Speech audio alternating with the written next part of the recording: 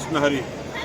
पंढरपूर कॉरिडॉरच्या संबंधाने आतापर्यंत फक्त दडपशाही चालू आहे. विश्वासात घ्यायचं काही नावही नाही. म्हणून आमच्या ज्येष्ठ भगिनी आणि महाराष्ट्र विधान परिषदेच्या माजी सभापती, विधान परिषदेचे आमदार डॉक्टर नीलमताई गोरे यांनी विधिमंडळामध्ये लक्षवेधी मांडली आणि लक्ष वेधून घेतलेलं आहे. त्यांनी अशी मागणी केलेली आहे की 3 मंत्र्यांची एक समिती करा.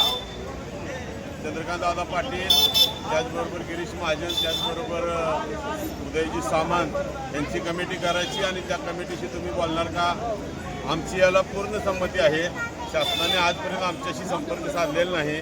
अशी ताईंच्या म्हणण्याप्रमाणे जर समिती नेमली तर त्या समितीशी आम्ही बोलू, चर्चा करू, विचारविनिमय करू आणि विकासाचं चांगलं पर्व सुरू करू. कॉरिडॉर म्हणजेच विकास. या अंधश्रद्धेचं सरकारला बाजूला काढण्याची गरज आहे. सरकार आम्हाला आजपर्यंत बोललेलं नाही. तर या निमित्तानं अशी आशा निर्माण झाली आहे. म्हणून आज आम्ही नीलमताई गोरे यांचं, आमचे ज्येष्ठ भगिनी ताईंचा आम्ही आभार मानतो. कालचा जो आराखडा सादर केलेला आहे त्यामध्ये काही नाही. पूर्वी जे सांगितलेलं वर्ष झालं तेच सांगतात.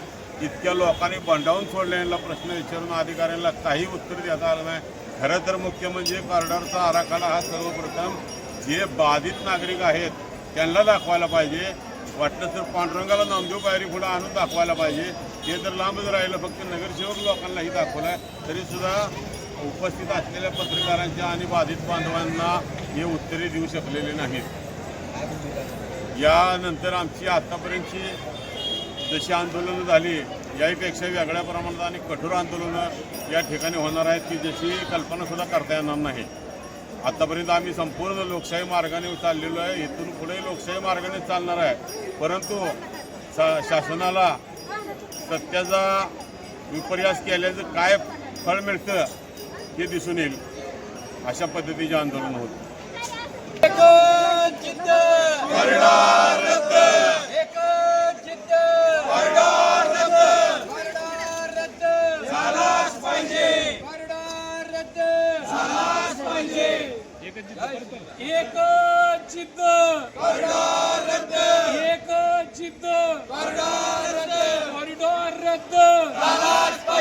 कॉरिडॉर रद्द.